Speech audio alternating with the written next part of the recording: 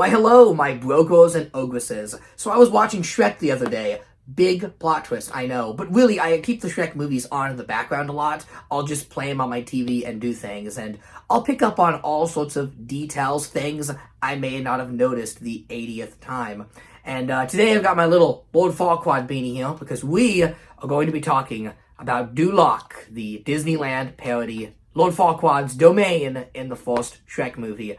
We only ever go there in the first Shrek movie, and that's what I was taking away. I was watching Shrek and Donkey walk around Duloc, and I'm like, you know, it's kind of odd we didn't go back here, other than the Halloween special, Scared Shrekless, but we're going to get to that in a bit. But Shrek 1 is the only Shrek movie that does not take place in Far, Far Away.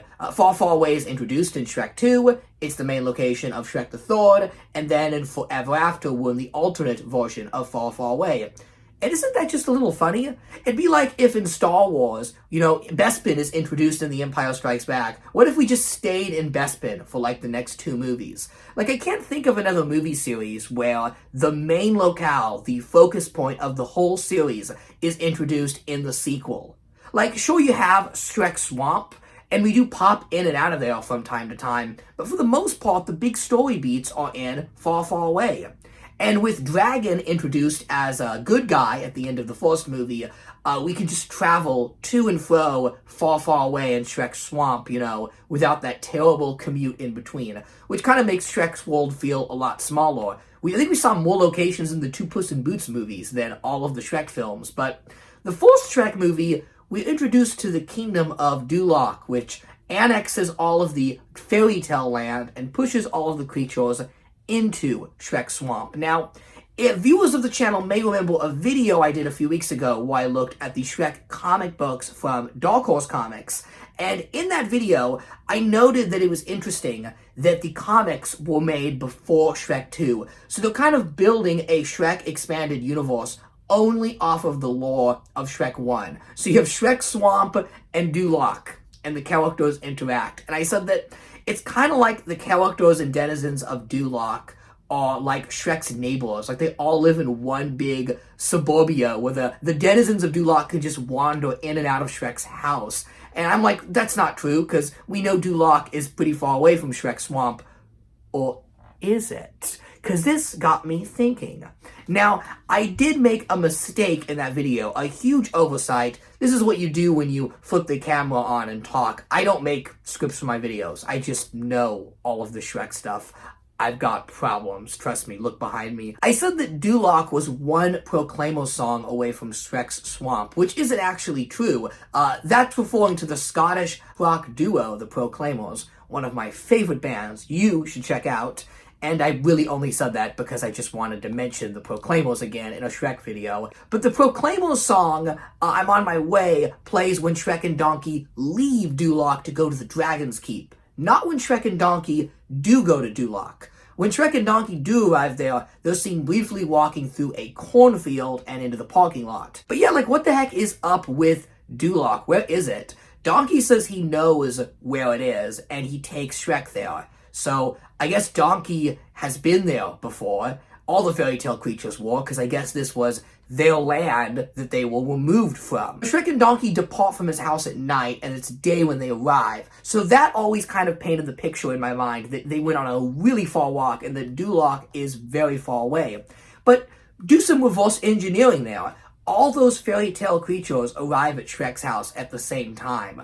It couldn't have been that far away. If it was a long commute, then some of the fairy tale creatures would have taken breaks. Other ones would have had different speeds, you know? It wouldn't have been like, what, the Three Blind Mice arrived first, then Snow White, dead brought off the table, then the witches land. It's all at once, so it's like they were all traveling in unison.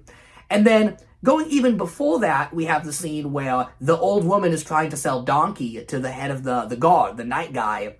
I had kind of assumed this was like an outpost, like maybe Duloc is annexing different portions and they just had arrived in a portion that was by Shrek Swamp, but maybe this is like where Duloc has set up camp. Maybe it's not too far from Duloc itself. Is Duloc right next to Shrek's house? So I did the most reasonable thing any Shrek fan would do. I just consulted the guide, the Shrek Complete Guide from DK. Okay, so maybe this isn't like the be-all, end-all tome of canon, but until we get a proper Shrek lore book, DreamWorks, if you're watching, Universal, Comcast licensing, big conglomerate that owns Shrek, give us a Shrek lore book. It would greatly help with my videos. But I looked through the book here. I went to the Duloc page, and yeah, it just says it sits on the edge of a cornfield. Anyone could have figured that out by the scene. But you notice it does say that it features a pull-out map of the Shrek world. Unfortunately, my copy does not have the map. But not to worry, they also printed the map in the book itself. So we can just consult the book, look at the map, and boom, there it is.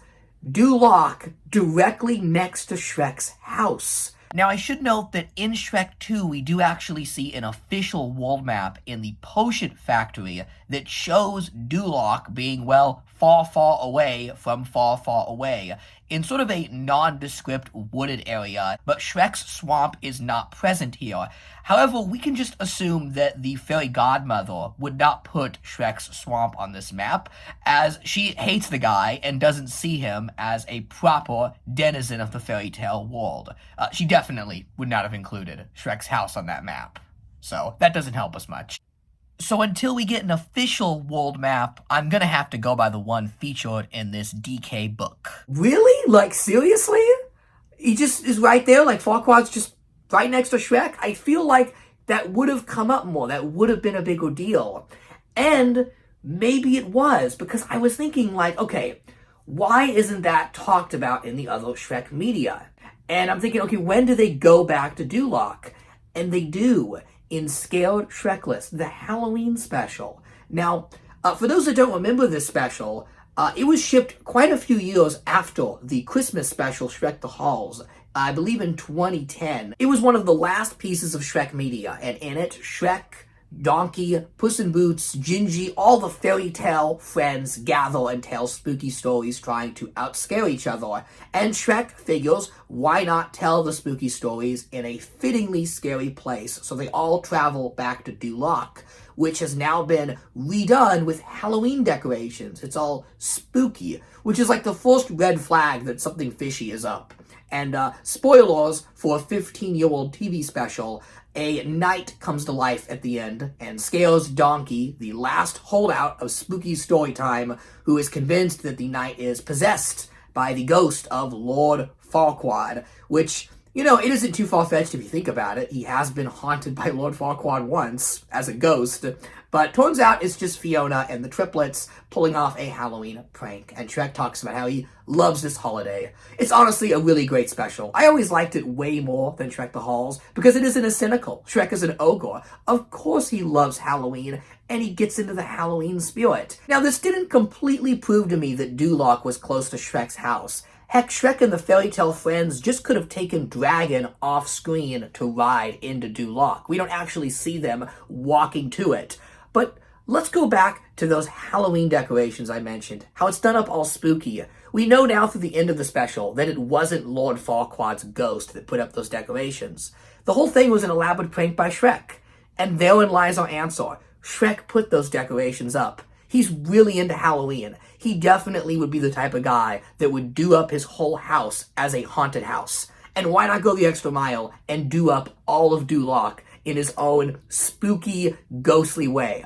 I could totally see Shrek and Fiona having fun, bonding together, putting up these Halloween decorations. And recall that even the animatronics were spooky. Like, sure, they could have been abandoned like that, but, I mean, the eyes popping out, that was definitely done by Shrek. As for the spooky song, I don't know, maybe those animatronics are, like, sentient, but it's more fun to think, like, I don't know, maybe Shrek commissioned some guy on Fiverr to sing those spooky lyrics. He probably went to great lengths just to screw with Donkey, because, you know, Donkey was so into that ticket booth in the first movie. Duloc being close by makes Scared Shrekless just much more convenient. It implies that Shrek was able to easily set up the whole thing, that him and the fairy tale friends were able to easily access Duloc, and that Fiona and the triplets were easily able to get to Duloc in time to do the big scare at the end of the episode. If Duloc wasn't like right next door to Shrek's house, then this whole thing would have just been way too much trouble. All this evidence just seems to point to like Lord Farquaad and his abandoned castle being Shrek's next door spooky neighbor, which I just think is kind of an awesome world building part of the Shrek world, if you ask me. And I just can't believe I hadn't realized that before. It's super interesting. And I am wondering that if that will be a part of Shrek 5's plot, because it's kind of all but confirmed that John Lithgow is coming back as Lord Farquaad. And wouldn't it be great if he just showed up right next door to Shrek and, he walked into his house, caused some trouble? Why not? We could kind of have like a Hatfields and McCoys thing going on between them. Shrek in his swamp house and Farquaad in his castle. It'd be funny just for the camera to pull back and see Shrek's little swamp and the massive Farquaad penthouse, towering out of Duloc right there. Like the camera just zooms out like this whole time Duloc was there. Right under our noses. It's just never something that's really brought up all that much. Now, before we conclude, I do just want to note that I am aware that Shrek's house and Shrek's swamp are two different things. Shrek does own quite a bit of land. It's implied through the films. It's the whole swamp. But that really doesn't change the fact that Duloc is huge. And, Farquaad's penthouse is a giant tower. Like, it's just kind of sticking straight up there. Like, even if Shrek's swamp was, decently sized, you could pull back and you would still be able to see the Duloc Tower. It would just be very funny. I just couldn't believe it. This all came from that Shrek comics video where I thought Duloc was far away from Shrek's house, but I guess it isn't. I guess the kingdom of Duloc is just right there, and it's far, far away. That is far, far away. We really need a proper map of Shrek's world. We need some real definitive lore. I just don't know if this DK guide from over 17 years ago is to be trusted, but that's all I got for today. I will continue to watch and collect the Shrek movies and talk about weird things I notice about them. Let me know in the comments, what do you think of Duloc and Lord Farquaad? Would you like to see him come back in Shrek 5? And if or when he does, because let's be honest, it's inevitable, how awesome is it going to be? That's all I got for today. Thanks for watching, and as always, have a happily ever after.